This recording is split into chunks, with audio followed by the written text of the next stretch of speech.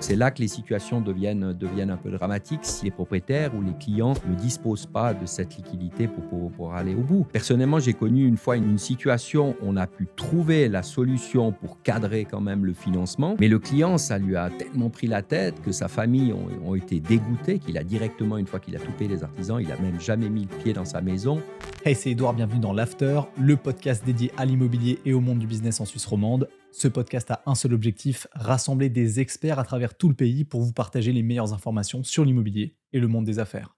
Si vous appréciez le contenu, je vous demande une seule faveur, laissez-nous un avis 5 étoiles sur la plateforme que vous utilisez. Allez, bon épisode. Aujourd'hui, voici un nouvel épisode que j'attends depuis un petit moment. Je suis très content de le faire avec David Bressou, membre de la direction de la Raiffeisen de Sion. Salut David. Salut Edouard. Merci beaucoup d'accepter de faire cet épisode avec moi aujourd'hui. Avec plaisir. On commence peut-être dans cette vidéo à expliquer comment fonctionne la Raiffeisen concrètement. Tout le monde connaît la Raiffeisen. Personne ne sait comment ça fonctionne. Personne ne sait qui décide de quoi. Comment ça marche, ce groupe? C'est une très bonne question à laquelle je dois répondre régulièrement, effectivement, dans mon entourage ou même auprès d'autres banquiers qui ne connaissent pas le modèle. En fait, Raiffeisen en Suisse, c'est 208 banques qui sont toutes indépendantes, avec chacune une direction, un conseil d'administration. Elle agit pour son marché, son territoire respectif, et elle est active pour son marché. Son rôle, c'est en fait de collecter l'épargne locale et puis la réinvestir sous forme de prêts hypothécaires aux familles, aux individus ou aux entreprises finalement de la région. Derrière toutes ces banques Raiffeisen indépendantes, il y a Raiffeisen Suisse, en fait, qui a son siège à Saint-Gall, qui a le rôle de banque centrale pour les banques Raiffeisen, où en fait elle définit une stratégie commune, elle assure tout ce qui est IT, ce qui est le respect des exigences réglementaires, le refinancement par exemple. Et puis le modèle est en fait basé et assez unique en Suisse, puisqu'on est basé sur un modèle coopératif, ce qui veut dire que nous n'avons pas d'actionnaires, mais en fait, nos propriétaires sont les clients membres, respectivement sociétaires, qui achètent une part sociale de notre banque. Ça, c'est le modèle de base. Et dans un financement hypothécaire, on est d'accord que les Raiffeisen sont... C'est pas les mêmes. Donc, la Raiffeisen de Sion, c'est pas la Raiffeisen de Sierre, c'est pas la Raiffeisen de Martigny, c'est pas la Raiffeisen du Chablais. Euh, euh, Est-ce que ça veut dire que sur des dossiers hypothécaires, vous êtes en concurrence ou comment ça marche? Ou ça peut arriver? Bon, en principe, effectivement, comme je l'ai dit, nous sommes là pour faire grandir notre territoire et on est en principe actif sur notre territoire qui est notre zone de chalandise qui a été définie, la rive, que parfois, évidemment, on accompagne nos importants clients qui ont des projets en dehors. Mais en fait, comme je dis, nous sommes des banques indépendantes. Par contre, nous sommes sous une même bannière, ce qui veut dire qu'il y a une fédération dans les différents cantons à travers la Suisse. Je prends l'exemple, typiquement cette année, nous fêtions les 125e anniversaire du groupe, où on s'est réunis au sein de la fédération comme hôte d'honneur de la Foire du Valais, la dernière Foire du Valais.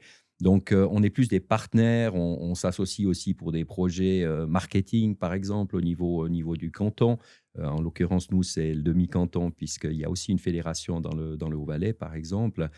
Donc, nous, nos véritables concurrents ne sont pas la banque Raiffeisen voisine, mais finalement les banques de la place, grandes banques et cantonales principalement. Et la vision du groupe en totalité de Raiffeisen, elle est donc commune. Ça veut dire que vous avez des prises de décision que vous faites Alors, tous ensemble, puis ensuite chacun fait un peu comme il veut de son côté. il y a C'est des plus axes confédération stratégiques. canton, quoi. Il y a des axes stratégiques à une vision globale. Mais en fait, Raiffeisen Suisse appartient aux 208 banques Raiffeisen. Aussi selon le même principe coopératif, comme je l'ai dit tout à l'heure, où vous avez les clients sociétaires de la banque Raiffeisen Sion Région ou une autre banque. Au même titre, Raiffeisen Suisse appartient aux 208 banques à travers la Suisse qui ont chacune, dans le modèle coopératif, une voix pour définir la stratégie en commun et s'assurer ensuite qu'elle soit appliquée au niveau national. Par contre, dans l'application locale, les directions, respectivement les conseils d'administration, peuvent avoir des volontés différentes ou des axes différents. Elles doivent proprement gérer son bilan elle-même, dans la manière dont elle veut faire évoluer. Il y a des compétences différentes. J'ai dit il y a 208 banques, mais en fait, il y a des banques qui sont plus petites, d'autres qui sont beaucoup plus importantes. Et Raiffeisen Suisse est là aussi pour soutenir dans des affaires peut-être plus complexes où une plus petite banque Raiffeisen ne pourrait pas répondre. Il y a le service devrait être le même finalement dans toutes les banques Raiffeisen à travers la Suisse. Que ce soit par la banque locale qui peut assurer le service et l'expertise nécessaires ou avec l'appui de Raiffeisen Suisse qui dispose aussi de spécialistes sur quasiment toutes les thématiques en fait. Dans le cadre du financement hypothécaire, parce que c'est ça qui nous intéresse, c'est quoi quel est le pouvoir décisionnel à l'échelle de la banque? Je m'explique, dans les grandes banques, ce qui peut arriver parfois, c'est que ça devient des usines à gaz un peu.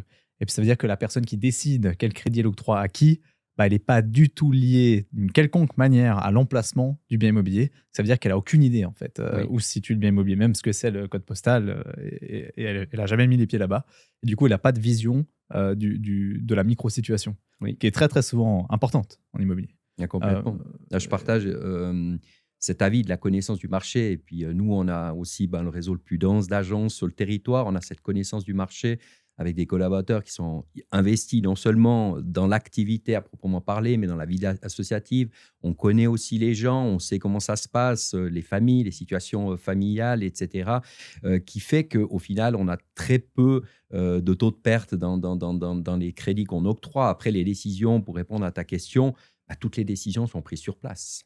Donc, on a un circuit très court. Même les conseillers, par exemple, chez nous, ont des compétences dans le cadre de financement hypothécaire qui rentrent dans un cadre défini. Ces règles qui sont les mêmes quasiment pour toutes les banques, puisqu'elles sont définies quand même par la FINMA, qui met aussi un cadre réglementaire dans ce qu'on peut faire, ce qu'on ne peut pas faire. Mais globalement, il y a des dossiers qui méritent aussi une appréciation.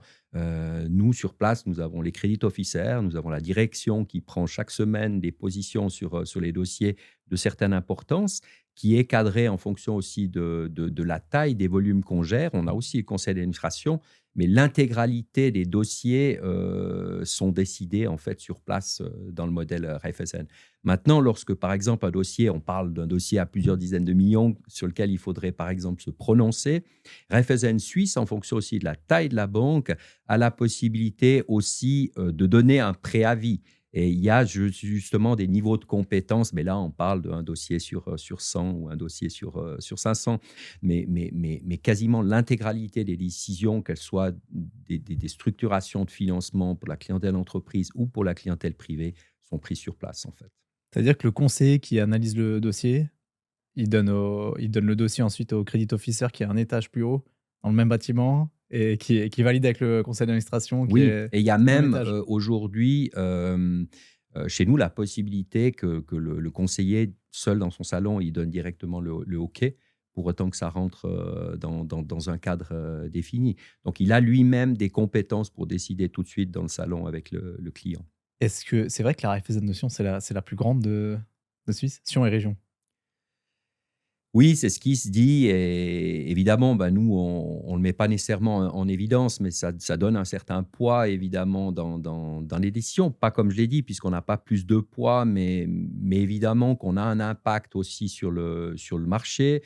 Même si on est la plus grande de Suisse en taille de bilan aujourd'hui, en fait, on reste une PME à taille humaine puisqu'on est 160 à Sion Région et moi, j'ai la chance de pouvoir connaître, bah, tous les collaborateurs, par leur prénom, quand bien même c'est grand, ça nous donne aussi une flexibilité, une souplesse, par exemple, de définir, nous, on a un compliance officer, on a une avocate, sur place, on a un peu tous les métiers qu'une petite n'aura peut-être pas, mais comme je l'ai dit, si par exemple, ils n'ont pas de planificateur, planificateur financier, responsable assurance, bah, ils peuvent avoir ce concours qui vient directement de Raiffeisen Suisse, qui viennent comme centre de prestation, et qui sont évidemment soumis au secret bancaire pour ces règles d'usage. Par contre, je parle juste de secret bancaire, mais entre banques Raiffeisen, il y a le secret bancaire, au même titre qu'entre autres banques Ah ouais, qui ne feraient pas partie, du groupe. Donc sur vos moi, j'ai clients pas à le droit vous, de parler d'un client OK. de Sion et région à un collègue, d'une banque, voisine, par exemple. Ah, c'est incroyable. Ouais. OK. Parfait.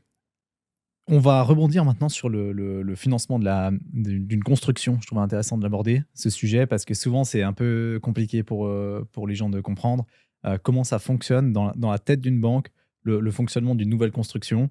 Hem, Puis là, ça peut être soit une personne privée qui fait un projet, hein, soit un professionnel de l'immobilier, hein, qui achète un terrain, qui développe. Hem, qu'est-ce que la banque analyse en premier dans le cadre du financement d'un projet, que ce soit la construction avec une entreprise générale ou que ce soit la construction avec un architecte, avec, mandataire, traditionnel? C'est quoi les premières étapes quand on vient voir la Oui, banque avec un projet? tout d'abord, ben, on analyse la personne, sa situation, ses revenus, ses projets de vie. Je crois que c'est l'élément principal avant d'analyser, le projet en lui-même, la situation du projet, qu'on va réaliser et puis qui sera chargé finalement de réaliser ce projet.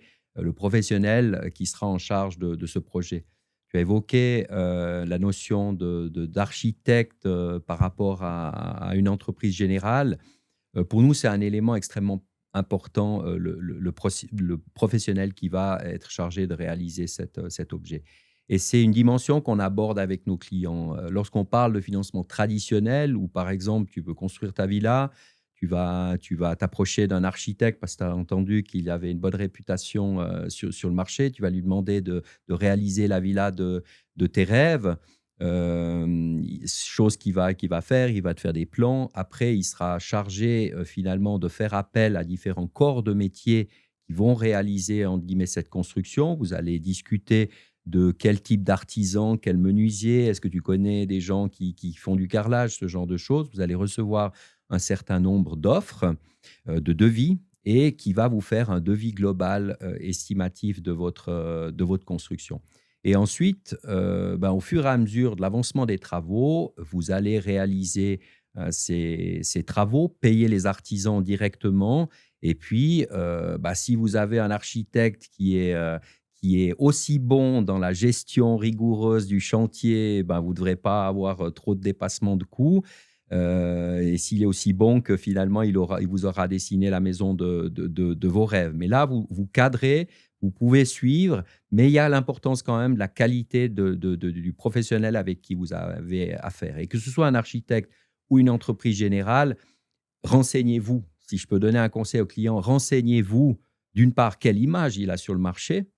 Est-ce qu'il peut, par exemple, vous transmettre des références de gens qui ont déjà réalisé, le même type de projet avec lui, pour pouvoir obtenir aussi des références et des retours et ça, c'est vraiment peut-être un conseil qu'on peut donner et que le banquier doit donner aussi dans le cadre de son conseil et dans le cadre de l'entreprise générale, l'approche, il y a des notions de risques supplémentaires qui peuvent intervenir. C'est quelque chose qui s'est vraiment démocratisé, ces dernières années aussi, notamment lorsqu'on parle de financement d'un immeuble en PPE, où là, le principe, c'est que vous allez, signer avec un interlocuteur unique. On l'a vu avant, il y avait l'architecte et les différents artisans avec lesquels vous discutez aussi. Vous pouvez participer aux séances de chantier comme client. Mais dans le cas d'une entreprise générale, vous signez un contrat avec une entreprise générale une totale qui va, vous assurer de vous livrer un objet selon un descriptif de construction à un prix qui est donné, un prix fixe.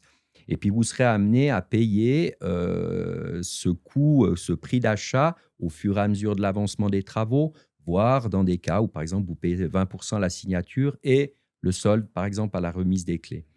Nous, on évoque cette, notion de risque supplémentaire, pour lequel, les clients ne sont pas toujours, bien conscients et ceux qui typiquement, vont se contenter d'obtenir, juste une information ou un taux, sur internet n'auront peut-être pas ces notions de risque ou de sensibilité, y.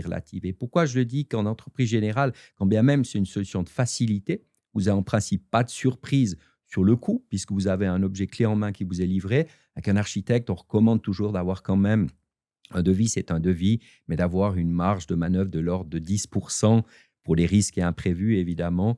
Dans le cadre d'une entreprise générale, si vous êtes une entreprise générale sérieuse qui va réaliser l'objet selon le descriptif de construction, en qualité, en temps, votre prix, il est connu. Donc, il y a en principe pas de surprise. Par contre, où il peut avoir des surprises, c'est si vous n'avez pas fait le travail de diligence concernant les recommandations à l'égard de cette entreprise générale. Est-ce qu'elle vient d'être constituée? Est-ce qu'elle a des expériences?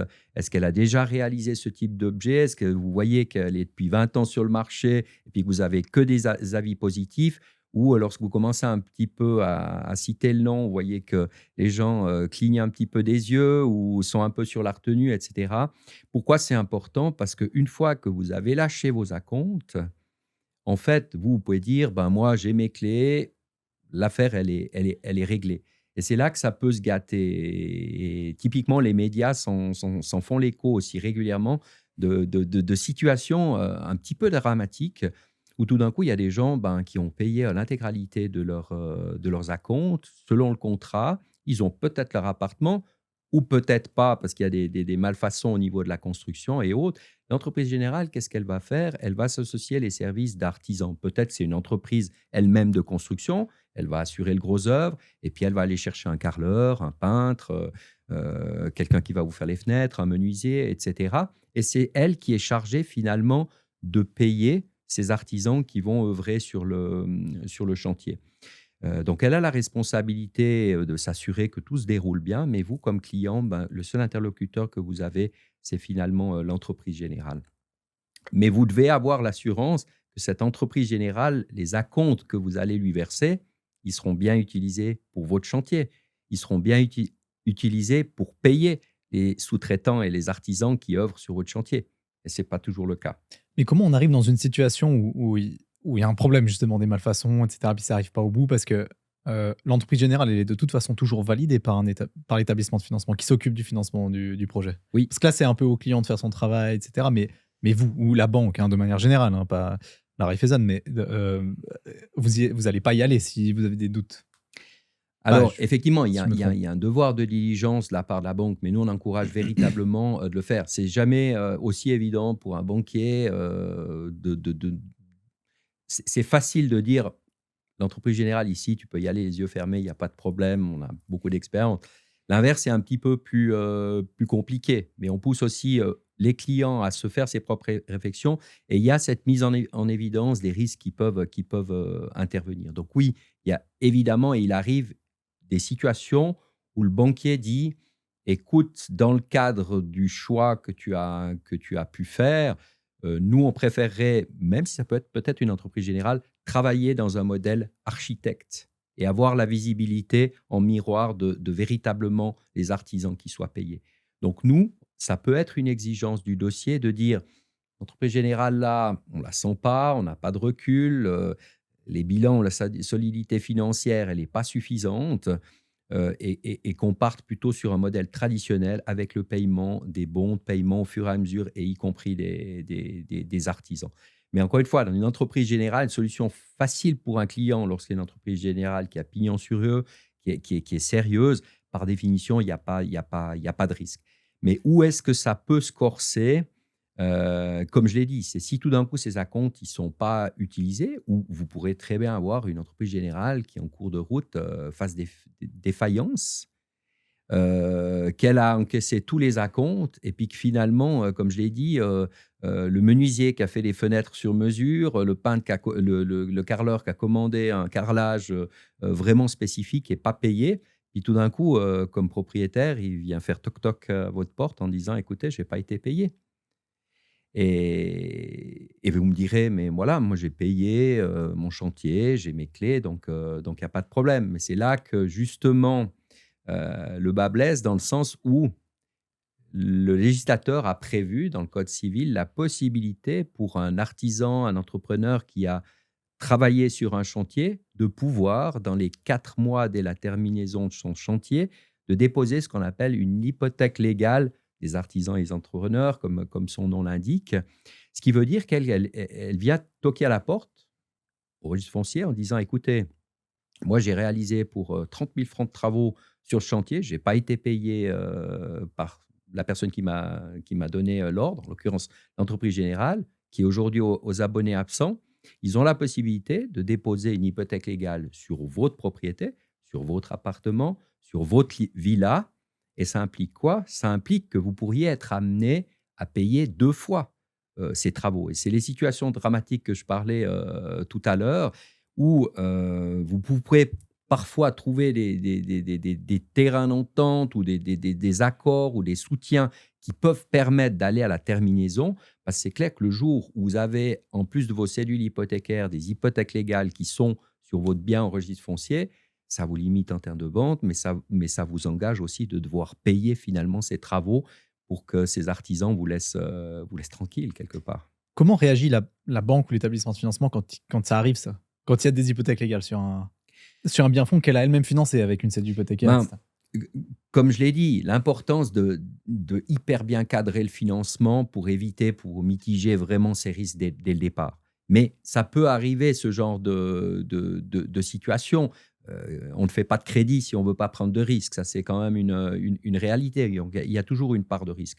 Mais c'est clair que si aujourd'hui, vous aviez signé la construction d'une villa pour le coût d'1 million, et puis que tout d'un coup, vous arrivez, vous avez payé vos maîtres d'œuvre, et cetera. Allez, pour simplifier les choses, une villa de 1000 mètres cubes, 1 million. Si, à la fin des travaux, il y a des artisans qui viennent puis qui disent, «Il y a encore 300 000 à payer» pour les travaux que je n'ai pas payés. Il n'y aura pas nécessairement de plus-value sur votre villa. Votre villa, elle ne va pas avoir une valeur de 1 300 francs du mètre cube parce que vous devez payer 300 000 francs supplémentaires, et c'est là que c'est dramatique. Parce que la banque, elle peut faire sa part du chemin, mais la banque, elle doit quand même respecter ce pourcentage d'avance qui est autorisé, cette tenue de charge qui doit pas dépasser le tiers du revenu.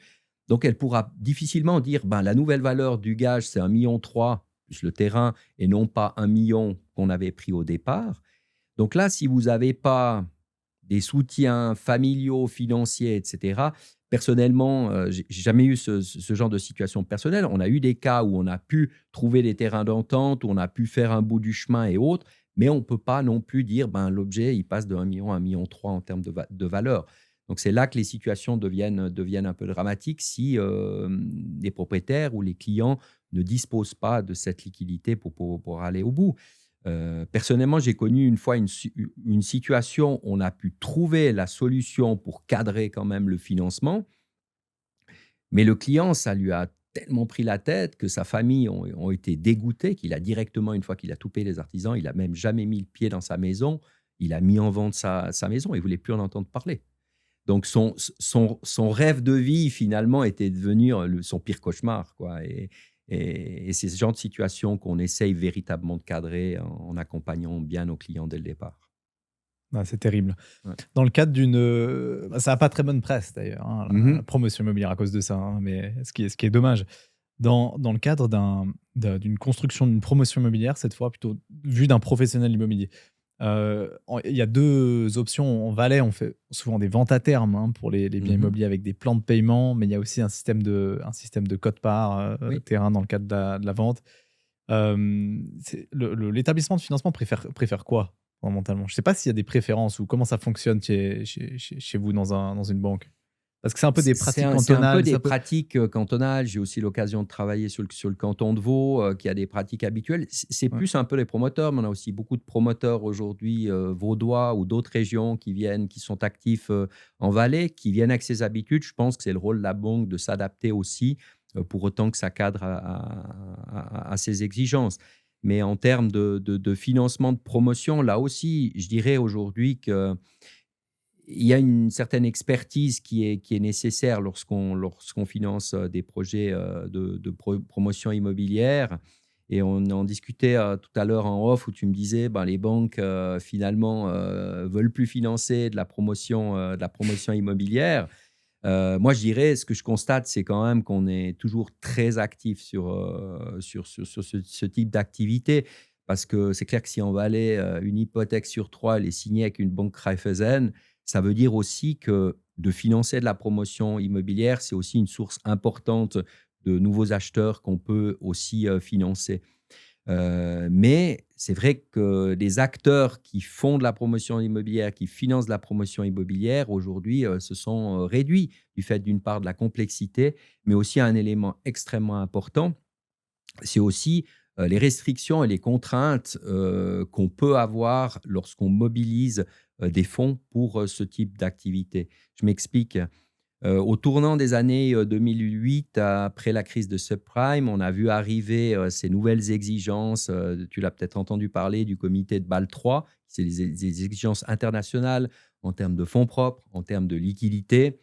Et puis en Suisse, la particularité, c'est qu'on veut toujours être le meilleur élève de la planète. On a mis une couche supplémentaire, et notamment pour les banques d'importance systémique, comme l'UBS ou comme le groupe Raiffeisen, par exemple. On a mis ce Swiss finish ou le too big to fail, on le lit aussi régulièrement dans les médias, où vous avez des exigences supplémentaires en termes de liquidité, de stress test. On doit tester nos portefeuilles immobiliers, comment est-ce qu'ils évoluent. Par exemple, si on a un intérêt qui augmente de 1% sur tout le portefeuille, ce genre de situation, et des fonds propres qui doivent être beaucoup plus importants aussi pour une banque d'importance systémique que c'est le cas peut-être pour d'autres banques. Ce qui veut dire que automatiquement, si vous êtes contraint dans la possibilité ou si vous avez la liberté et les vannes illimitées, bah évidemment, bah vous pouvez faire beaucoup plus de financement. Et ce qu'on observe aujourd'hui, c'est que certaines banques sont aussi plus sélectives pour des questions stratégiques, mais aussi pour des questions de limites de financement à disposition. Je vois un groupe comme le nôtre, plus de 90% de notre financement, c'est l'épargne de nos clients et de nos sociétaires. Ça veut dire que cette épargne, elle nous permet non seulement de répondre aux exigences réglementaires de too big to fail, etc., mais c'est ce qui nous sert pour pouvoir faire des nouveaux crédits, pour avoir des financements de promotion immobilière, pour soutenir aussi les PME régionales. Mais on le voit aujourd'hui, cette contrainte fait que c'est aussi peut-être un petit peu plus compliqué, en tout cas dans l'esprit des gens, d'obtenir aujourd'hui un financement. Je veux rebondir là, il y a plusieurs choses sur lesquelles j'aimerais rebondir, mais je pense à ça maintenant parce que j'en ai parlé pas plus tard que hier, mais en 2026, j'en ai parlé avec un courtier en hypothèque, un courtier en financement. En 2026, on a probablement, c'est possible, des taux d'intérêt négatifs à nouveau. Hier, ma discussion, c'était bon, bah, potentiellement, si les taux d'intérêt négatifs arrivent, les banques auront plus d'appétit pour les financements immobiliers de nouveau. Parce que voilà. Mais par contre, du coup, les gens, moi, mon sentiment, c'est que les contraintes de Bâle 3 imposent de l'épargne supplémentaire pour les banques. Mais par contre, si les taux d'intérêt deviennent négatifs, les gens perdent leur intérêt, en fait, vraiment, d'épargner. Ils vont vouloir justement investir. Et il n'y aura pas un problème ou une friction un peu. Alors complètement. Ah, Ce sont des objectifs un petit peu antinomiques, et ouais, c'est le challenge justement. un petit peu Ouais. qu'on a vécu à l'époque des taux d'intérêt négatifs. Aujourd'hui, on voit que la Banque nationale, elle va tout faire pour essayer d'éviter de retomber en territoire négatif. Bah, c'est clair que si cette épargne, oui, vous pouvez le travailler en octroyant des prêts, comme on l'a vu, à des personnes ou à des entreprises. Mais si cet argent, vous ne pouvez plus le travailler et vous devez le parquer, parce qu'on je ne peux pas utiliser un autre terme, parce que ces contraintes et ces exigences réglementaires, vous devez parquer cet argent Ouais. à un taux d'intérêt négatif. Mais c'est terrible, ça.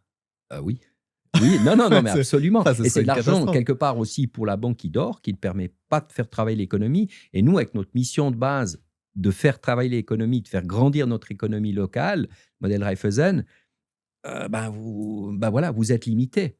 Donc, ça peut avoir évidemment un impact sur la mise à disposition de crédit quand même sur le marché. Par contre, le phénomène qu'on a pu observer aussi en son temps, c'est qu'on voit peut-être arriver de nouveaux acteurs.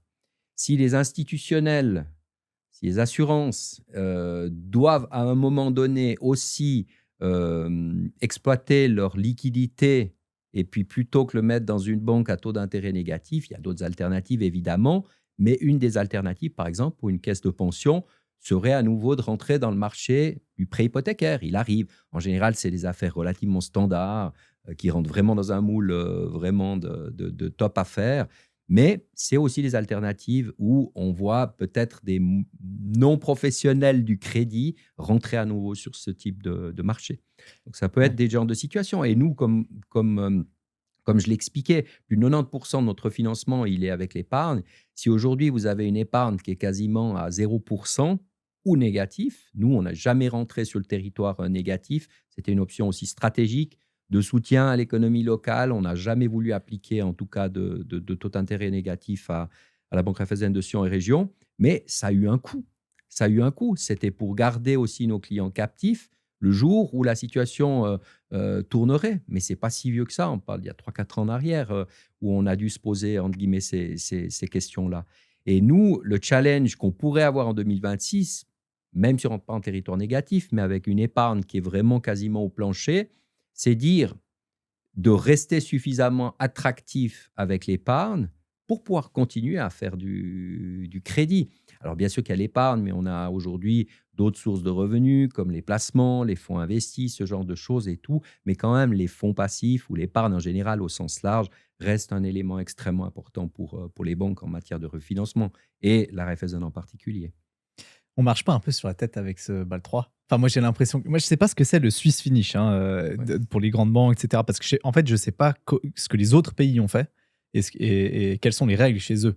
Mais moi, j'ai le sentiment qu'on est en pleine pénurie de logements. Il faudrait construire, il faudrait justement financer un maximum de promoteurs maintenant, parce qu'il faut délivrer du logement. On sait que dans 5 ans, ce sera pire qu'aujourd'hui, très probablement. Enfin, ce Mhm. sera pas beaucoup mieux, sauf si tout d'un coup, ben, on plafonne la Suisse à 10 millions et puis il n'y a plus d'immigration, mais voilà, Oui. c'est quand même peu de chances que ça arrive. Donc, enfin, je sais pas, moi j'ai le sentiment que j'ai l'impression qu'on est en train de tendre un bâton pour se faire taper dessus quoi, dans 2-3 ans. Je parlais de bon élève tout à l'heure. C'est vrai que on pourrait se dire comité de Bâle 3, c'est suisse, mais en fait, c'est un comité international. Et c'est à la suite des crises de subprime que tous les banques, des établissements qui font du crédit se sont engagés à respecter, entre guillemets, ces règles-là de manière internationale. Mais quand je disais bon élève, nous, c'est de manière instantanée, on respecte. Et il y a des banques internationales qui, 10 ans après l'introduction de ces règles-là, ne respectent toujours pas ces règles-là. Et nous, on le voit, le poids du politique. Et je pense qu'aujourd'hui, la disparition de Crédit Suisse a rajouté une pression du politique sur le fait de dire ah, il faut renforcer les banques. On ne peut plus se permettre un Crédit Suisse bis, etc. Mais oui, on se tire une balle quand même dans le pied parce que, alors nous, on est actifs sur notre territoire national, mais quand bien même, si on est un des acteurs les plus importants de ce pays comme bailleur ou pourvoyeur de fonds, ça a un impact parce qu'au final, si le coût du crédit il coûte plus cher pour la banque parce qu'on doit mobiliser des fonds plus importants, au final, le client va aussi payer. Par contre, ce qu'on constate aujourd'hui par rapport au montant de l'endettement aussi, je regardais une étude récemment par rapport aussi pour avoir accès aujourd'hui au crédit, un prêt hypothécaire, entre, il fallait, j'ai vu en 1985, il fallait pour un ménage, on parle aujourd'hui d'acquisition d'un immeuble type appartement, 4 pièces, 100 mètres carrés, dans une zone urbaine, 1,1 million. Il fallait en 85, il n'était pas ce prix-là évidemment, mais il fallait à ce moment-là 8,7 fois un salaire annuel pour pouvoir acquérir ce bien. Aujourd'hui, il faut plus de 13 salaires annuels. En son temps, il y avait souvent une personne qui travaillait dans le couple. Aujourd'hui, avec 2 salaires annuels, souvent dans le couple, il faut plus de 13 salaires annuels pour pouvoir acquérir ce bien en question. Mais 13 salaires annuels d'économie pour pouvoir le. Tu gagnes 100 000, Ok, d'accord. il en faut 13 pour acquérir le bien, le bien typiquement 100 000 annuels. Il te faut Ok. 13 fois ce salaire pour pouvoir acquérir le bien, par exemple, dont on parle. Mais après aussi, en termes de financement hypothécaire, ce bien, prenons, qui vaut 1,1 million, vous voulez le financer, vous allez devoir mobiliser des fonds propres, 20%, on le sait, pour une résidence principale, 20%, c'est 230 000. 230 000 pour un jeune couple, c'est quand même pas rien. On parle d'un 4 pièces, 100 mètres carrés hein, ici. C'est pas rien. Si tant est que vous avez la chance d'avoir des parents qui vous fassent une avance douarie et autres, mais peut-être ce jeune couple, avant d'avoir l'objet de leur rêve, ben, ils vont peut-être devoir être en location dans l'intervalle. Ce qu'on constate aussi, c'est qu'en 2020 et 2023, le même appartement type que vous payez 1950 en location en 2020, vous le payez aujourd'hui 15% de plus, 2250 francs.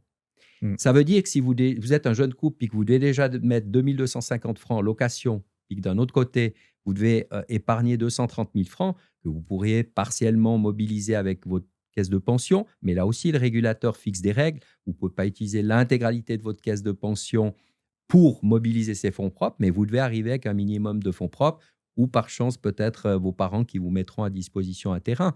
Et une fois que vous avez mobilisé ces fonds propres, qu'est-ce qu'il a de bien? C'est que vous devez aussi avoir les revenus qui puissent assurer la dette irrelative.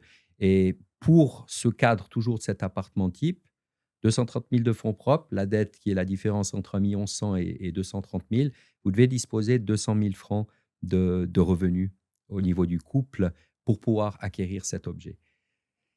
Ça veut dire qu'aujourd'hui, clairement, la classe moyenne, pour un objet type, c'est un sacré challenge pour devenir propriétaire. Et on voit ce phénomène dans le taux de propriété qui a évolué. Je regardais ça aussi. 1970 à 2010, le taux de propriétaire a passé de 28,7 à presque 37 en 2010. Tu sais ce qui a fait qu'il y a eu une évolution de ce type-là? C'est la PP. Clairement. Ouais.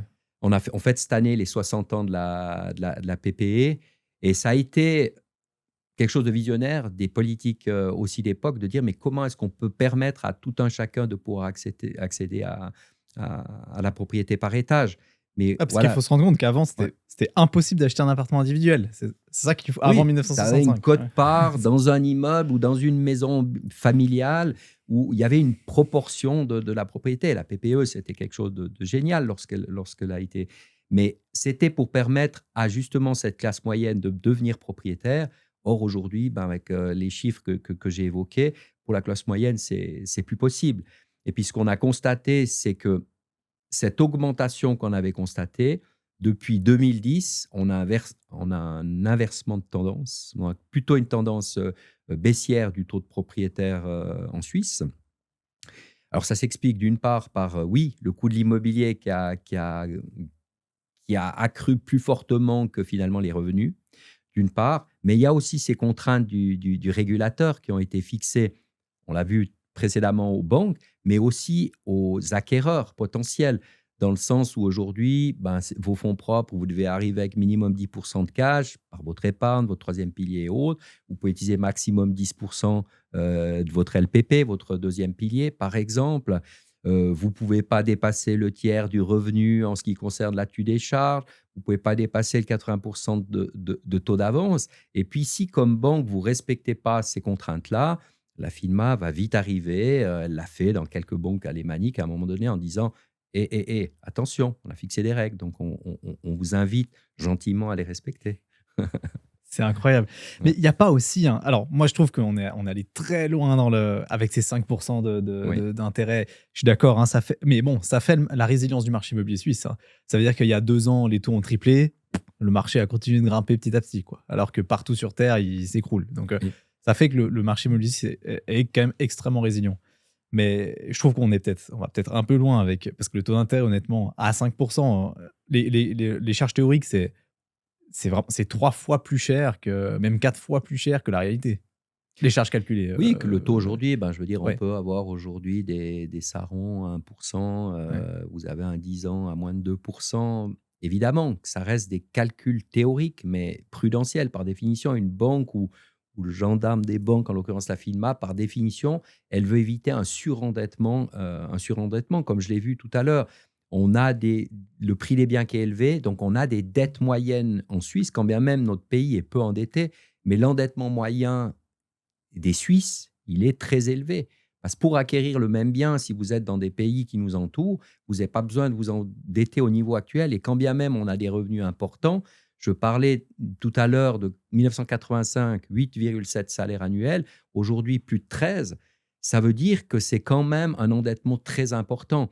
Et aujourd'hui, quand bien même on ne vous demande pas d'amortir l'intégralité de votre dette dans un temps donné, comme ça peut être le cas dans certains pays, il y a ces calculs prudentiels qui sont faits, oui, avec des taux théoriques de 5% qui ne sont pas la réalité. Mais nous, ce qu'on encourage aussi nos clients, c'est de dire, oui, c'est un calcul théorique, mais cet argent, mettez-le réellement de côté pour vos futurs frais d'entretien, pour des travaux de rénovation aussi éventuels et autres, et vivez pas comme si le taux à 1% était éternel.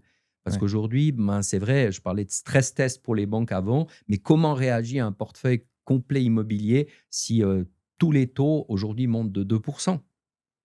Et Ça tient la route là aujourd'hui ou pas? Dans vos stress alors, tests? aujourd'hui, très clairement, nous, on a tenu la route dans les derniers stress tests qui ont été faits, par la FINMA. Je crois qu'on était deux établissements de la place qui ont pu respecter, Ah oui. donc Malgré voilà. les calculs et tout, il y a quand même beaucoup de stress tests qui ne marchent pas? Ah ouais? Ça, c'est Oui. quoi? Les gens à la retraite, les revenus qui diminuent?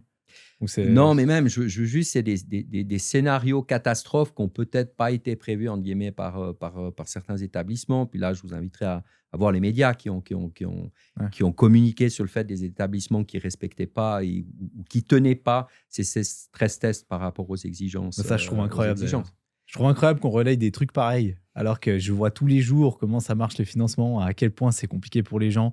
Déjà, je trouve que on a certainement que le régulateur est trop sévère, mais en fait, il y a plusieurs choses qui font que je pense que le taux de propriétaire est en train de diminuer. Et à mon grand malheur, hein, parce que moi, je suis intimement convaincu que c'est le meilleur quatrième pilier que n'importe quel Suisse puisse avoir aujourd'hui. Voilà. Je suis intimement convaincu. Et dans 30 ans, on se dira la même chose, etc. C'est toujours été comme ça. Mais moi, je trouve que les parlementaires aujourd'hui font pas du tout. L'accession à la propriété, c'est plus du tout une priorité à Berne. Plus du tout une priorité. Enfin, j'ai vraiment le sentiment que c'est la protection du locataire, certes. Mais par contre, l'accession à la propriété aujourd'hui, c'est pas du. Personne n'en parle. Bah, c'est mon sentiment, personne n'en parle. Donc Bah, on peut-être le l'a vu. régulateur est trop sévère et je sais pas comment c'est communiqué, mais à Genève, ils ont on les Genevois ont voté sur l'augmentation du nombre d'appartements en PPE dans un développement, gigantesque, une zone de développement, au Pave, Mhm. à Praille-à-Cassavernet et puis ils ont refusé le fait d'avoir plus de PPE, qui pourtant pour moi est de PPE en zone de développement à Genève, c'est des appartements à 800 000 francs à Genève. Je veux dire, Oui. c'est des prix valaisans à Genève, quoi. Et la population a refusé. Mhm. Et pour moi, c'est que pour l'accession aux résidences principales, pour habiter, c'est bloqué pendant 10 ans, etc. Et je trouve fou. Alors, je sais Mhm. pas comment la population je sais pas si les gens ça peut-être c'est des données que vous avez à la banque. Je sais pas si les gens ont pas envie de devenir propriétaires. Si pour eux, ça leur paraît inutile, ou si juste ça paraît impossible, mais je sais pas. Non, Je sais pas alors comment on explique ça. ça reste un rêve quand même, bien Quand même. suisse de devenir, Ouais. propriétaire, c'est pas la règle, mais même au-delà de ça, nous, on a fait une étude auprès de toute notre clientèle.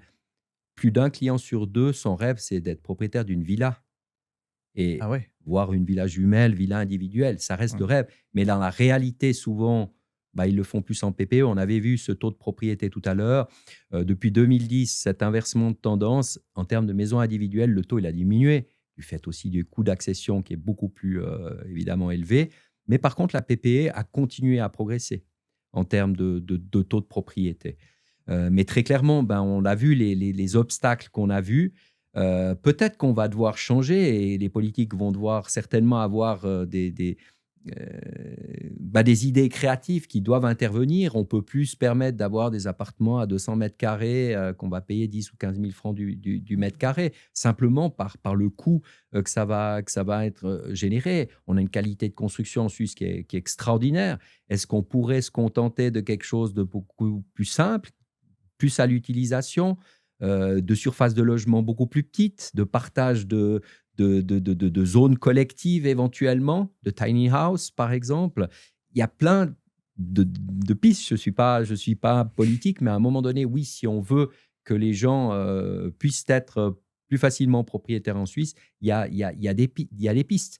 Mais comme je l'ai dit, la classe moyenne aujourd'hui peut plus répondre à ce désir d'être propriétaire, et à contrario paye des loyers qui sont aussi très, très élevés, parce que comme on le sait, ben, la demande est beaucoup plus importante que l'offre. Et aujourd'hui, dès que vous mettez un nouveau bien sur le marché en location, vous trouvez preneur, grâce à la croissance démographique qu'on vit, grâce au fait, ou à cause du fait qu'on ne construit pas suffisamment malgré tout par rapport à la demande du pays, qui fait évoluer aussi les prix à la hausse. Ça, c'est une réalité qu'on constate. Tu sais que j'ai regardé dans les archives de la RTS, pas plus tard que hier, ou avant-hier, une vidéo fantastique de Bernard Nico, en 1988. OK. Et ça dure 4 minutes. Mais les archives de la RTS, c'est des pépites, vraiment. Et en immobilier, il y a des trucs de fou, c'est incroyable. Et il explique que il y avait une immense pénurie de logements en 1988, très très grave, etc.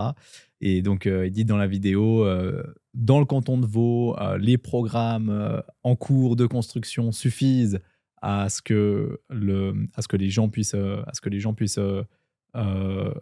la pénurie de logements soit réglée pour le canton de Vaud. Pour le canton de Genève, ce n'est pas le cas.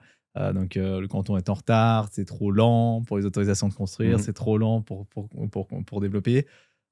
J'ai vu une autre vidéo, ouais, et parce qu'il explique en fait que c'est devenu trop difficile pour les gens d'accéder à la propriété parce que c'est trop cher. Ouais, Et j'ai vu une autre vidéo, 1970-1975, à Haute-Tinda, ouais. un promoteur qui explique, voilà, j'ai acheté ces terrains ici, je les achetais il y a 5 ans, 50 francs le mètre carré pour construire des chalets. Aujourd'hui, je vois des terrains à 100 francs le mètre carré. C'est pas possible que les terrains soient aussi chers. C'est plus possible pour quelqu'un d'acheter un Ouais. terrain et de construire. C'est incroyable. Non, c'est incroyable. Moi, j'ai le prix à la fin des années 80 des terrains, hem, avant cette crise immobilière qu'on a connue en Suisse, ils étaient quasiment au niveau qu'on a retrouvé, allez, 20-25 ans après. Donc Ah il y a oui. eu vraiment une correction très, très, très, très forte et c'est vrai qu'il y a eu une flambée à ce moment-là et ça s'est écroulé au début des années 90. Moi, c'était un peu le début de ma carrière donc c'est vrai que ça, j'ai aussi vécu. C'est des cycles, mais là, on est dans un cycle continu de hausse. Les éléments sont différents aussi. On avait, des clients qui se retrouvaient avec des taux d'intérêt à 6-7%. Ils connaissaient quasiment pas le taux fixe, donc vous étiez complètement exposé avec des taux du marché à cette époque-là.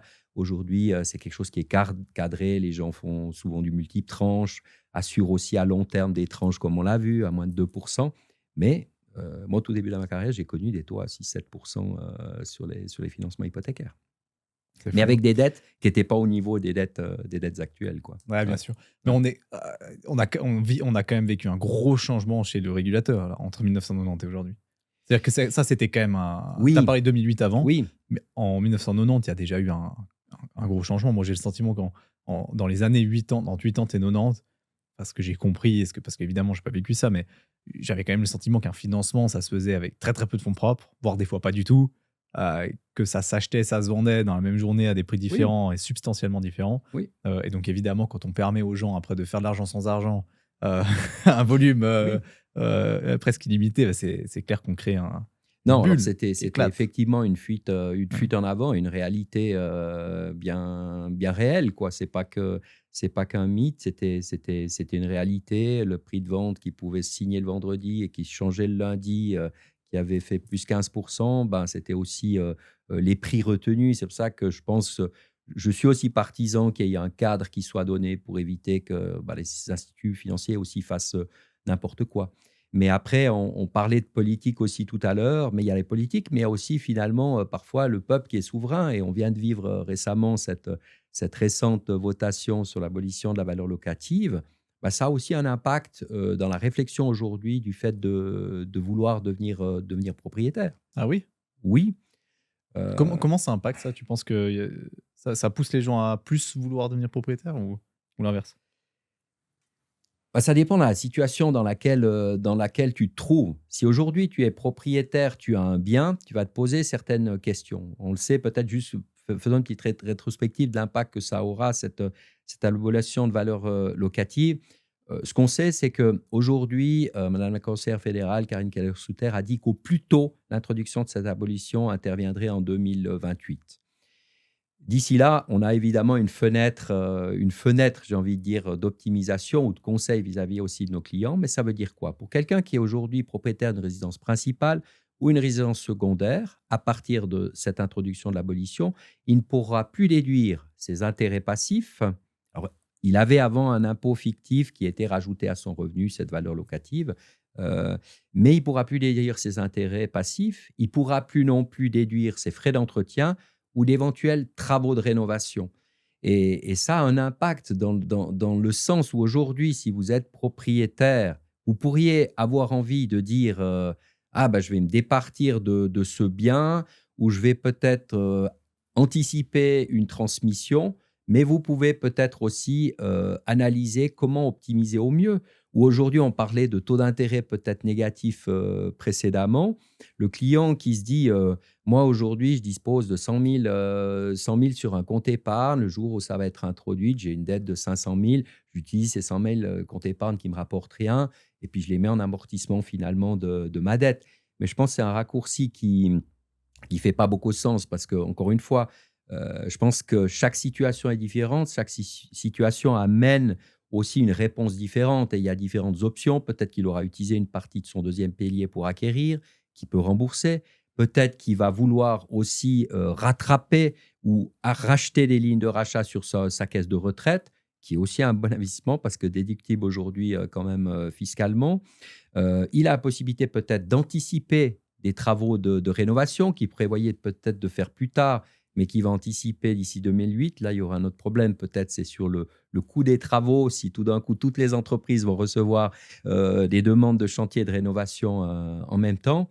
Et puis, puis il y a toujours la solution, évidemment, du troisième pilier qui reste d'actualité. Toi, tu penses que suite à la valeur locative, là, ça reste pertinent un amortissement indirect? Troisième pilier? Bah, c'est quand même tout un système qui est bouleversé un peu avec, la fin de Oui. la valeur Non, mais comme je t'ai locative. dit, ça va changer nos habitudes. Ça, Ouais, c'est une quand réalité dans même. le conseil. Mais pour Ouais. moi, je le vois vraiment comme une opportunité pour vraiment se positionner, pour faire une analyse globale du client, que ce soit patrimonial, successoral, de transmission de fortune aussi. Et oui, le troisième pilier, pour moi, ça reste évidemment un produit très, très intéressant. Et dans le sens où prenons l'exemple aujourd'hui, le montant maximum que tu peux verser sur un compte troisième pilier, c'est 7 258 pour un salarié. Pour simplifier les chiffres, prenons 7 000 francs comme exemple. Si tu dis, ben, j'ai 7 000 francs, je mets en amortissement de ma dette, parce que de toute façon, je ne peux plus les réduire les intérêts. Taux moyen, on l'a vu, 1,5-2%, bah, ça représente 150 francs de guillemets, d'économie par an. Si ces mêmes 7 000 francs maintenant, vous les versez sur un troisième pilier bancaire, en fait, vous avez une économie fiscale instantanée, directe sur votre déclaration, dans le sens où ça dépendra du taux marginal d'impôt, mais si par exemple vous avez un taux marginal de 30%, vous allez économiser 2 100 francs sur les 7 000 francs que vous avez. Donc 2 100 francs en moins sur votre facture d'impôt. Projetons-nous, vous le faites maintenant durant 10 ans. 70 000 francs que vous allez alimenter, donc 21 000 francs d'économie par pro. Je dis 10 ans, ça peut être par exemple l'âge de votre retraite ou l'échéance de votre prêt hypothécaire à taux fixe, par exemple. Et à ce moment-là, vous dites à l'échéance, ouais, bah, les taux d'intérêt négatifs, on me donne du 0,3, 0,5 sur mon compte épargne, qu'est-ce que j'en fais? Vous avez la possibilité de le dynamiser par ce qu'on appelle un plan d'épargne en fonds, où vous avez une mixité avec des obligations, des actions, etc., mais sans prendre de risques. Vous pouvez très raisonnablement vous attendre à un rendement moyen de 3%. Avec ce principe des intérêts composés, votre 70 000 que vous aurez alimenté durant 10 ans vont être à un niveau de 82 000 à l'échéance des 10 ans, avec 21 000 francs d'économie d'impôt. En parallèle, au moment de la sortie ou à l'échéance, vous dites, bah, c'est 82 000, maintenant j'ai super bien gagné, ça a progressé finalement plus que les 3% que j'attendais. Je vais les utiliser pour les mettre en amortissement de ma dette, parce que j'arrive à l'âge de la retraite, par exemple. Vous pouvez le faire. Et lorsque vous utilisez, là, vous recevez une taxation individuelle liée à ce retrait de troisième pilier. J'ai eu un cas récent, là, pour un client du Valais central. Moins de 100 000 francs, ça dépend de votre commune, du canton, etc. Mais on était à un taux d'imposition de 6,2%. Unique. 6,2%, c'est 5 000 francs sur nos 82 000. 21 000 francs d'économie d'un côté, 5 000 francs que vous payez une fois uniquement, avec le potentiel de faire progresser aussi votre capital. Pour moi, la réponse, elle est claire. Le troisième pilier restera un produit que nos conseillers continuera à proposer parce que ça reste un très bon produit. Bien sûr. Utilisable pour acheter la maison en plus, Oui, si c'est pas fait. complètement, Ouais, mais complètement. même moi, hein, moi Non, je mais le dis aux même un jeunes, hein, jeune vraiment, même vraiment un les jeunes. jeune qui Moi j'ai alors aujourd'hui a 18 ans, ouais, ouais, non, c'est moi j'ai intelligent. commencé, je crois, à 20 ans. Ouais, c'est Alors, intelligent mais d'en pas faire un. grand-chose. C'était peut-être 100 francs, par mois parce que j'avais pas les moyens de mettre plus. Je sortais de l'apprentissage et cetera. Donc de commencer, mais même si vous mettez 1 000 francs et que vous avez 25 de taux d'imposition, c'est quand même 250 francs sur une facture d'impôt, qui est pas négligeable à prendre. Ouais. C'est d'ailleurs, dis-moi ce que tu en penses de ça, mais souvent, enfin, moi, je l'explique souvent comme ça, mais je trouve que le meilleur timing pour acheter la résidence principale, c'est la quarantaine d'années. C'est donc avant 50 où on peut encore utiliser tout le deuxième pilier. C'est là où on a en général déjà cotisé. Par contre, je dis aux gens, alors il faut faire un troisième pilier dès le départ, le plus tôt possible. Comme ça, deuxième pilier plus troisième pilier, quand on a bossé Oui. 10, 15 ou même 20 ans, hein, bah, on a en général quand même un peu deuxième pilier, quand même un peu troisième pilier, et on peut acheter une résidence principale avec très très peu de fonds propres cash qu'on a dû économiser soi-même. Oui. C'est Non, mais intelligent. c'est un très bon conseil en tout cas que tu Merci. donnes à tes interlocuteurs et je pense qu'on donne, aussi le même, c'est de commencer le plus Ouais. tôt possible et puis de, voilà, c'est pas parce que c'est vraiment de l'argent bien investi que vous si votre intention, c'est de devenir propriétaire, si ça l'est pas, de toute façon d'un point de vue fiscal comme on l'a vu, mais si l'intention, c'est qu'un jour, vous voulez être dans vos propres 4 murs avec bien évidemment un peu d'aide de la banque quand même, ça reste, une très bonne solution. Non, non, mais il faut, hein. Mmh. Acheter. Ouais. Acheter, mais acheter même du rendement si vous voulez pas acheter une résidence principale, mais Non, mais acheter. là aussi, on va en Le parler de cette culture de dette tout à l'heure aussi, quand on voit aujourd'hui des gens, par rapport à la perception qu'on peut avoir aussi de la dette. Aujourd'hui, on sait on parlait tout à l'heure lorsque votre résidence principale ou la dette par rapport à la résidence principale atteint deux tiers de cette valeur, bah, vous avez plus, en principe, dans la plupart des établissements bancaires, l'obligation, d'amortir, votre dette. Ça veut dire que cet argent disponible et je pense que les gens aujourd'hui sont beaucoup plus, conscients ou informés par ce genre de podcast, par d'autres, moyens, par des conseillers qui sont aussi plus aguerris, qui expliquent ce genre de choses et on peut s'imaginer à l'ère du digital où les gens disent, «Je veux acquérir, une villa, je vais sur internet, je sors le meilleur taux» et cetera. Mais nous, ce qu'on constate, c'est qu'au quotidien, les jeunes couples, on passe 1 heure et demie pour leur expliquer comment ça fonctionne, un financement hypothécaire, ce à quoi il faut faire attention, on en a parlé aussi tout à l'heure, quelles sont les différentes étapes et comment on les rassure. Puis, combien de jeunes, quand ils ressortent d'entretien, les yeux écarquillés, ils disent: «Ah mais je savais pas tout ça» ou «Je me rendais pas compte», et Ouais. tout. Mais dire: «Mais n'ayez crainte, on est là, on va vous accompagner et puis, ça va très bien se passer, quoi. Mais C'est un super projet, envoyez ma bravo». chaîne YouTube. Il y a plein de vidéos. Mais Avec absolument, absolument, faire de la pub aussi.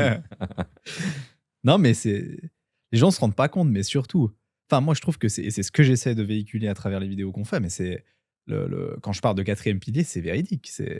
Aujourd'hui, il y a des gens qui se reposent à 100 sur l'immobilier. Bah, d'ailleurs, l'immobilier représente le 50 de la fortune des Suisses Mmh aujourd'hui, mh. des ménages suisses Mmh. au territoire. C'est Oui, énorme. Et oui, plus le temps passe, plus ça augmente, parce que plus le temps passe, plus l'immobilier grimpe.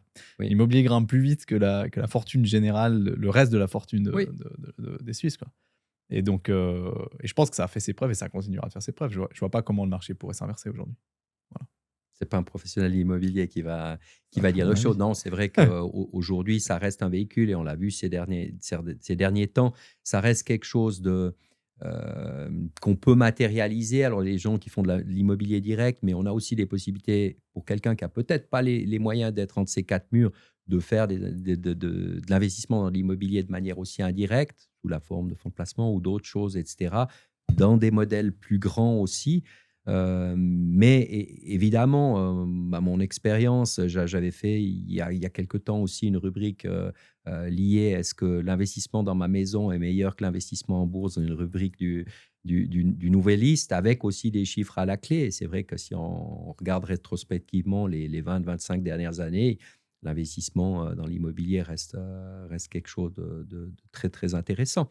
Mais encore une fois, on est aussi partisans, nous, comme banquiers, de dire: l'immobilier est un véhicule de placement comme un autre et quelqu'un qui dispose de véritablement quand même d'un important patrimoine, l'immobilier, c'est bien, mais il y a aussi des alternatives pour diversifier quelque part les fonds et le patrimoine global. Tu parlais de plus de 50% de patrimoine immobilier, mais il y a aussi beaucoup de gens qui c'est même beaucoup plus parce que leur seule fortune, c'est leur appartement, leur villa et accessoirement leur dette. Mais souvent, une fois qu'ils ont mobiliser l'intégralité de leurs fonds propres, ben, c'est souvent quasiment le 100% de leur fortune qui est représenté par l'immobilier. Bien sûr. Ouais. Je voulais rebondir quand même sur des investissements. On a, et nous, plusieurs clients qui créent des sociétés immobilières pour acheter de l'immobilier. Mmh. Souvent, alors évidemment pour des raisons purement fiscales, hein, et ça c'est plutôt pour faire du rendement, mais pour acheter des appartements et les louer. Mmh. Euh, Parce que souvent, une personne qui a acheté un appartement ou deux appartements, ou alors qui hérite de trois, quatre appartements à titre privé, ben, elle a des rentrées, des revenus locatifs, elle travaille, donc elle paye suffisamment d'impôts quand même, à titre privé. Puis elle se dit, bon, bah, Mmh. avec le patrimoine que j'ai à disposition, je sais pas, par exemple, j'ai 400 000 de fonds propres, 500 000 de fonds propres, j'aimerais investir et acheter d'autres appartements de rendement parce que l'immobilier, ça a été le meilleur investissement de ma vie, etc. Pour ma famille, voilà, Mmh. comme tout le monde. Et donc, elle se dirait, bah, je crée une société pour acheter des autres biens immobiliers.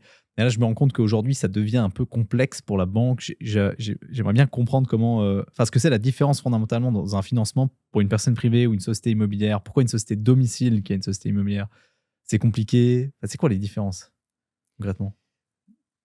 Bon, tout d'abord, si, vous êtes propriétaire, d'un bien, monsieur, madame, avec une approche standard de déclaration d'impôt, une ou 2 déclarations d'impôt, une tenue des charges qu'on a vu précédemment, un pourcentage d'avance, c'est relativement simple. Il arrive régulièrement, ben, qu'une société immobilière peut faire complètement sens pour, les arguments que tu as évoqués. Mais aujourd'hui, je ne pense pas que ça fait sens pour quelqu'un qui a un seul bien immobilier puis qui dit: «Je veux constituer une société immobilière». Parce que ça implique aussi quand même des statuts, ça implique des comptes, ça implique passablement de choses. Après, d'un point de vue de la banque, en quoi ça change? Tout d'abord, une expertise. Il y a des bailleurs de fonds, des pourvoyeurs qui ne travaillent pas avec des sociétés, immobilières dans le cadre de financement. Ils se limitent purement à monsieur, madame ou, des co-débiteurs. Il faut une certaine expertise parce que lorsque vous êtes dans une dimension de société immobilière, il y a des notions d'analyse de bilan, de compte de résultat, il y a des impacts fiscaux qui peuvent intervenir. C'est le patrimoine de la société à proprement parler qui répond en fait en termes de fortune, ce qui peut impliquer des besoins aussi peut-être en termes de risques supplémentaires ou le fait que l'animateur ou l'actionnaire principal doivent aussi apporter des garanties parce que la surface financière de la société n'est peut-être pas suffisante. Et puis après, ou au-delà de cette expertise d'analyse de bilan, auquel cas certains établissements ne veulent pas ou ne peuvent pas répondre, il y a la notion de qui sont les actionnaires. Et pour nous, il y a un travail de diligence qui est supplémentaire. À qui on a affaire? C'est qui les actionnaires de la société? Tant et si bien qu'ils soient suisses, on doit avoir une notion générale de leur patrimoine, d'aller dans le détail de ces éléments-là. Et puis, si on arrive, je suis dans un canton où il y a quand même beaucoup d'étrangers aussi qui viennent investir, il y a aussi des règles supplémentaires qui viennent s'inscrire, des règles qu'on appelle transfrontalières ou cross-border, qui font que vous ne pouvez pas, en fonction des licences bancaires que vous avez ou autres, peut-être suivre une société immobilière dans laquelle peut-être vous avez un actionnaire qui est d'un pays avec lequel nous n'avons pas le droit, par exemple, de travailler. Donc, pour moi, c'est deux approches différentes. Ça peut faire complètement sens de quelqu'un, par exemple, comme tu expliques, qui a 3-4 apparts ou qui a un certain patrimoine immobilier, mais c'est peut-être pas la règle. Et évidemment, ça peut être d'un point de vue fiscal, parce que tu es là-dedans aussi, entre guillemets, tous les jours, ça peut faire complètement sens, mais ça requiert une expertise supplémentaire, ça requiert plus d'introspection en matière de compliance aussi. Et puis, bah, ces règles qui sont un petit peu restrictives et comme je l'ai dit, une analyse avec une approche commerciale et non pas purement simple, comme c'est le cas avec un privé. Ouais, donc ça demande plus de travail. Oui, Ouais, clairement. ok. Parce que souvent, tu dis pour un bien immobilier, ça vaut pas la peine, et moi, ça, je suis complètement Mm. d'accord, hein, très souvent. Mais souvent, le problème, c'est que un bien immobilier en amène un autre. C'est-à-dire quelqu'un qui, ça dépend de la vision sur le long terme qu'on a. Souvent, le problème que j'ai, c'est que, et les fiduciaires font ce même travail de recommandation, mais si on a une personne qui a, je sais pas, 150 000 francs de fonds propres, qui se dit: «Je vais acheter un petit appartement pour le louer, faire du rendement». Mais mon but, c'est de garder cet appartement, je touche pas aux revenus, je thésaurise un maximum, et puis, dès que j'ai de nouveau épargné, j'achète un autre, dès que j'ai de nouveau épargné, j'achète un autre. Puis en fait, j'ai eu plusieurs fois le cas avec des personnes qui ont acheté un bien immobilier, ils ont gardé, ils ont loué, ils ont attendu, ils ont acheté un autre bien immobilier, un autre bien immobilier, puis en fait, sur le Mm. premier, le fiduciaire dit, «Ça vaut pas la peine de faire une société, c'est des frais, c'est des charges, et cetera». Sur le deuxième, ça vaut toujours pas la peine. Sur le troisième, ça vaut toujours pas la peine. Et en fait, au quatrième, qui Mhm. a été acheté à titre privé, bah là, on se dit: «Bon, bah, tu commences à payer un peu d'impôts, à titre Oui, privé, c'est un peu bête, tu devrais créer une société». Mais sauf que là, les 4 premiers qu'on a achetés, c'est trop tard. oui, Là, faire le changement après, c'est beaucoup plus cher qu'acheter juste tout de suite. Là, oui. en immobilier, ce qui coûte cher, c'est la transaction, quoi. Non, mais c'est Ça, on le clair. sait, Alors on le c'est sait. c'est clair que c'est pas la majorité des cas qu'on rencontre, mais j'ai eu Ouais. récemment dans une promotion immobilière qu'on finance, un débiteur qui souhaitait acheter une quinzaine d'appartements, voilà, qu'il avait touché son capital retraite, puis il a dit là, on lui a recommandé de constituer évidemment Ah une ouais, société d'accord. immobilière, OK. bien évidemment. Mais Ah donc la aussi banque, elle est pas anti-société ah, mais pas immobilière? du tout. Ah Mais OK, nous, OK. on travaille dans l'intérêt du client. Ouais, OK. Mais alors, moi, je suis pas fiscaliste, je suis économiste, mais quand même, on a ces notions, qui font sens. Quand je disais, il faut un certain, quand même, patrimoine pour que ça fasse sens. Oui, tu dis, on commence avec un appart, puis après peut-être, mais c'est pas la règle que tout le monde va pouvoir le constituer. Bien Et sûr. aujourd'hui, peut-être un appartement qu'il aura mis que les fonds propres dedans pour constituer sa société immobilière. Quand je disais, il y a une approche commerciale, il y aura une analyse qui va définir un rating. Là, on rentre peut-être un peu dans le détail, mais qui va définir un rating à la société.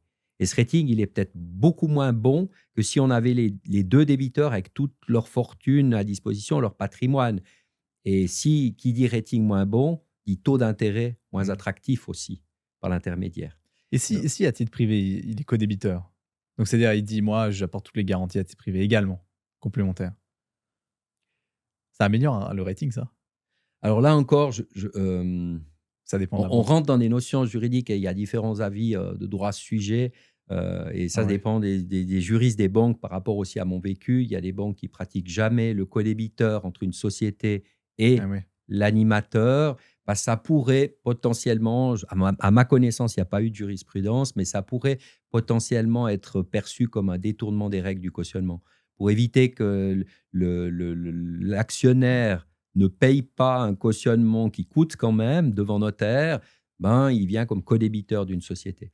Et puis, il y a d'autres modèles où il y a d'autres juristes qui admettent ce principe dans des cas bien cadrés où on peut prendre une société avec comme codébiteur. Quand je disais garantie supplémentaire, c'est ça. Ça peut être un codébiteur, ça peut être une garantie supplémentaire qui est mise à disposition, ça peut être un cautionnement de l'actionnaire qui peut en régler de compte. Mais encore une fois, on est dans une complexité plus grande qu'un financement simple, Ouais, ouais, bien auprès sûr, de ouais, de ouais. débiteurs, quoi. Non, moi je dis ça parce que je réfléchis en fonction parce que je me dis, je suis un jeune, j'ai 27 ans, je sais pas, j'ai hérité par exemple, de 200 000 francs. Puis je me dis: je veux tout mettre dans l'immobilier parce que c'est fantastique». Mmh. Et j'achète un premier appart, mais par contre je sais que jamais je toucherai à ces revenus parce que j'ai ma carrière devant moi, je sais que j'ai une capacité d'épargne assez importante. Puis mon but, c'est d'acheter le plus vite possible, thésauriser, tout ce que je peux, puis voilà, parce que c'est ma retraite, en fait, voilà. Oui, Mais sur, toute la durée de ma vie qui est 40 ans de travail devant moi, bah, je paye un minimum d'impôts là-dessus. oui, Et donc moi, c'est dans ce schéma. Puis je me dis: «Je crée une société, mais c'est purement à des fins fiscales, c'est pas pour emmerder la banque. Mais par contre, moi, je t'accorde de donner toutes les garanties à titre privé possibles parce que j'ai rien à me reprocher». oui. Et c'est plutôt dans ce concept-là. C'est pas en disant, j'aimerais, essayer Non, encore de une fois, ça trouver mérite ça mérite d'être voilà. cadré par, Ouais. voilà, peut-être vous êtes conseillé par une fiduciaire qui va vous dire: «Oui, ça peut faire sens, ça peut ne pas faire sens». Et après quelque part, ben, la banque est en droit de vous dire, «Oui, ça cadre à nos attentes ou à nos exigences» ou «Non, ça cadre pas» Ouais. ou «Ça a tel prix» finalement aussi. Ça peut être des réponses qui sont données, quoi. Donc c'est vraiment encore une fois au cas par cas. Ouais. Ouais. OK, merci beaucoup. Mmh. Pour un peu la conclusion de tout cet épisode, on a, je voulais venir sur la concurrence qu'il y avait aujourd'hui sur les établissements de financement, parce que je pense que enfin, moi, j'ai le sentiment de l'extérieur que la fin du Crédit Suisse a quand même changé la donne pour les financements, notamment des gros projets, mais même pour les financements de manière générale, parce que j'ai le sentiment que les banques cantonales et les Raiffeisen ont quand même récupéré beaucoup de financements que UBS n'a pas pu ravaler de Crédit Suisse, peut-être dans les renouvellements, peut-être je sais pas comment ça s'est passé concrètement, mais il y a pas un c'est pas un peu malsain s'il y a pas assez de concurrence? Ou je sais pas si c'est vraiment si Non. c'est vous le sentez vraiment à l'intérieur depuis la fin de Crédit Mais moi, Suisse? je suis un partisan d'un fonctionnement des grandes banques parce que et j'étais partisan d'un UBS Crédit Suisse parce que qui finalement amenait aussi une concurrence par rapport aux attentes, qui avait un réseau international qui fait que ça faisait sens. Aujourd'hui, on a quelques banques allemandes notamment ou internationales qui cherchent à venir prendre aussi le crédit de la grande entreprise, qui sont aussi actifs internationalement. Aujourd'hui, c'est clair, comme je l'ai dit, il y a des toutes grandes banques cantonales, mais typiquement celle de Zurich, qui est aussi une banque d'importance systémique, qui a le pouvoir de prendre une part aussi de ce marché, si on parle de la clientèle entreprise ou les grands financements structurés. Et après, dans une moindre mesure, oui, nous, on a récupéré beaucoup de PME, mais comme je l'ai dit, on est actif sur un marché quand même domestique, on offre les mêmes structurations de financement et autres, mais l'argent mobilisé pour les financements d'entreprise sont aussi générateur de besoins en termes de fonds propres, de liquidité. On y revient par rapport à ce qu'on disait tout à l'heure, les contraintes qu'on a aujourd'hui.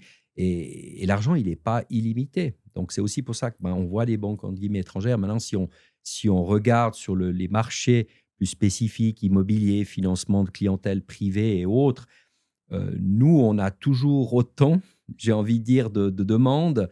On ne cherche, on est plutôt à vouloir une croissance quand même qualitative que quantitative, parce qu'on n'a pas besoin de croître plus que de raison. Nous, comme je le disais tout à l'heure, nous, on veut faire grandir notre économie locale, être partie prenante, mais on ne veut pas faire des chiffres stratosphériques et ce n'est pas ce que nous demandent nos sociétaires qui sont nos propriétaires. Nos sociétaires veulent qu'ils aient une banque qui soit aussi généreuse par des avantages, par nombreuses choses, qui les suivent dans le cadre d'un financement avec des taux qui sont corrects.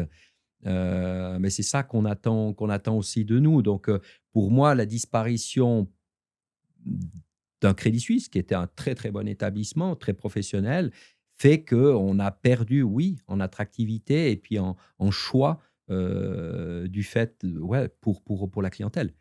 Pas tant la clientèle privée, mais je le vois plus sur l'axe corporate avec la clientèle entreprise et les Ouais. grosses entreprises. Ouais. Et est-ce qu'il y a la possibilité qu'il y ait des banques étrangères qui ont envie de s'implanter plus en Suisse? Bah, tu penses avec ça? Oui, bah, complètement. Quand même. Aujourd'hui, ben, qui me viennent à l'esprit, je pense à Deutsche Bank ou Ah ouais? Commerzbank qui viennent faire des financements d'entreprises en Suisse. Ah, Ouais, ça commence. complètement. Elles étaient moins actives avant et ça Alors, commence à venir. ben, ils sentent qu'il y a une fenêtre parce OK. qu'il n'y a pas Ouais. tout le monde qui a envie de travailler avec la banque aux 3 clés non plus. Voilà, j'ai travaillé près de 25 ans dans les grandes banques, donc c'est des modèles que je connais bien. Vraiment tourner aussi dans l'international avec une compétence, mais il y a aussi des banques aujourd'hui ou des sociétés suisses qui sont aussi actives sur l'Europe ou dans d'autres pays, qui sont prêts aussi à travailler, avec des banques, moins nationales, quoi. Ou d'avoir des alternatives. Parce que vous pouvez avoir une banque aussi principale, mais il y a des entreprises aussi qui sont multibancarisées. Elles peuvent avoir FSL, elles peuvent avoir la ZKB, l'UBS ou peut-être un Commerzbank ou d'autres banques sur la place.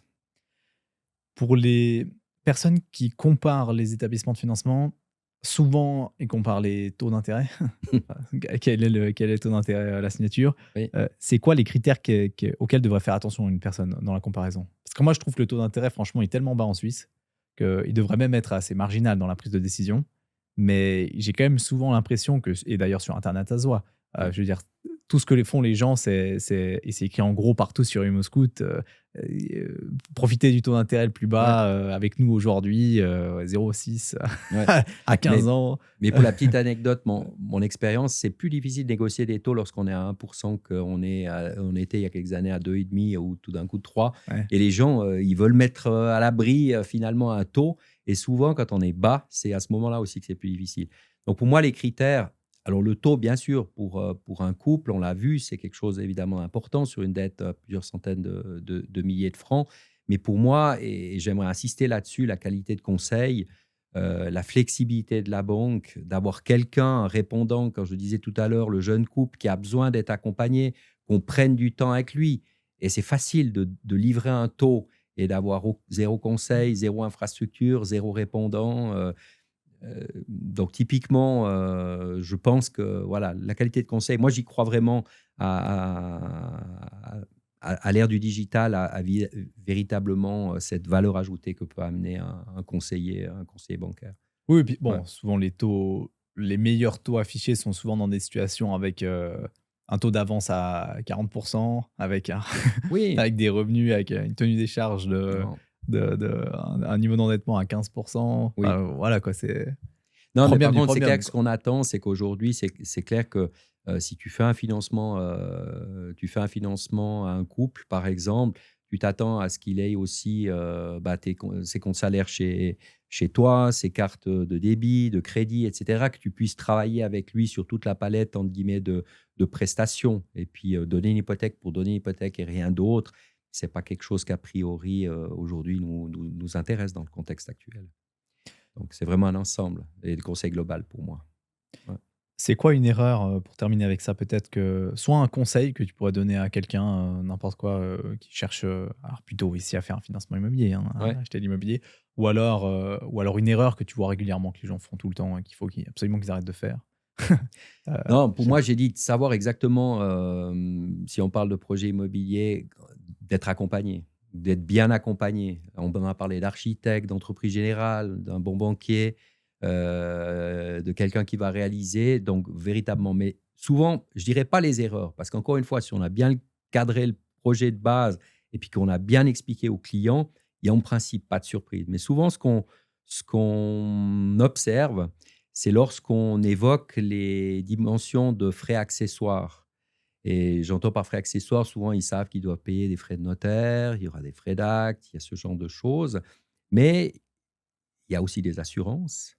Il y a aussi peut-être des frais d'entretien qu'il faudra prévoir, donc c'est pas qu'un calcul, théorique et autres. Il faudra quand même, meubler, la maison ou l'appartement, donc c'est aussi tous des frais qui devront être, rajoutés en plus des fonds propres pour acquérir, le bien et souvent, c'est le fait quand on fait l'addition de tous ces frais accessoires, les clients sont quand même, parfois surpris. Mais il faut leur en parler aussi dès le départ et j'ai connu un cas, de situation, d'un couple récemment d'amis qui a fait les fonds de tiroir en termes de fonds propres pour obtenir, bon, en l'occurrence, il était sur le canton de Vaud, il n'a pas signé avec, notre établissement, mais il a acheté en croyant qu'il faisait, l'acquisition de ses rêves, d'un bien immobilier et puis tout d'un coup, il s'est rendu compte 6 mois après, il y a tout le système électrique qui est en panade, qu'il faut refaire complètement. Il a des infiltrations dans le toit et puis, bah, il dispose plus de fonds, donc il doit faire les choses comme il peut au fur et à mesure. Donc c'est un peu aussi d'avoir un vrai diagnostic et c'est la même chose dans un projet aussi de rénovation, de savoir où on met les pieds. Si vous achetez un bien en pensant que vous faites une superbe opération, faites-vous entourer par un expert, un architecte. Ça peut être aussi un expert, CECB qui va vous faire une analyse du bâtiment et des potentiels coûts qui pourraient être engendrés. Donc ça, c'est aussi, un élément important. Nous, on est des professionnels qui font des financements, mais nous ne sommes pas non plus les architectes, quand bien même on en a aussi chez nous, mais c'est aussi, de s'entourer, puis d'avoir vraiment un diagnostic de l'objet. Si c'est un appartement neuf, ben voilà, il y a pas de problème. Mais si c'est un appartement vétuste, si c'est une villa qui date de peut-être il y a 30, 40 ans, il faudra quand même, intégrer la notion de rénovation ou peut-être de choses, qui pourraient intervenir assez vite. C'est Donc intéressant ce voilà. que tu dis. Ouais. Nous, dans l'équipe, on fait ce qu'on fait concrètement, c'est on aide les gens à investir. Donc, on trouve des opportunités pour eux, on les analyse, etc. Pour des gens qui souhaitent investir, mais c'est plutôt pour faire du rendement et de Oui, la. Voilà. Mais on a de plus en plus de personnes qui effectivement nous parlent de la résidence principale parce que c'est vrai que les prix de l'immobilier en Suisse ayant tellement augmenté, euh, on, les gens ont un peu plus tendance maintenant parce que souvent, moi, ce que je trouve fou toujours en immobilier, c'est qu'on on achète un immobilier, on achète un bien immobilier sur la base d'une visite qui dure à peu près, 30 minutes, 40 minutes, et c'est à peu près tout, quoi. oui, Après une série de documents, mais je veux dire, on teste moins l'appartement ou la maison qu'on achète que la voiture qu'on va acheter. oui, Et ce qui est assez fou parce que le prix est souvent, de 15 fois plus cher, quoi. oui. Et donc c'est vrai que les gens mais je pense qu'ils commencent à comprendre que, investir un petit peu d'argent quand même pour faire une bonne acquisition, Oui, ça se retrouve assez vite sur les volumes que propose l'immobilier suisse. ah, Voilà. complètement. J'ai C'est ce eu que à je titre pense. personnel l'occasion aussi d'acheter, des appartements. Ben, j'ai un pote qui est ingénieur, un autre qui est constructeur, entrepreneur. J'ai dit: «Viens avec moi et puis, on va voir l'objet», qui était un objet aussi quelque peu vétuste. Puis, il m'a dit: «Tu peux y aller les yeux fermés». Mais Ouais, ouais. voilà, mais j'ai besoin de ce regard et je pense qu'on devrait avoir tous ce regard un peu critique. L'exemple de la voiture, il me plaît bien. Merci beaucoup David. Merci Merci pour à toi, l'épisode. c'était un C'était un plaisir plaisir. Edouard. À très vite.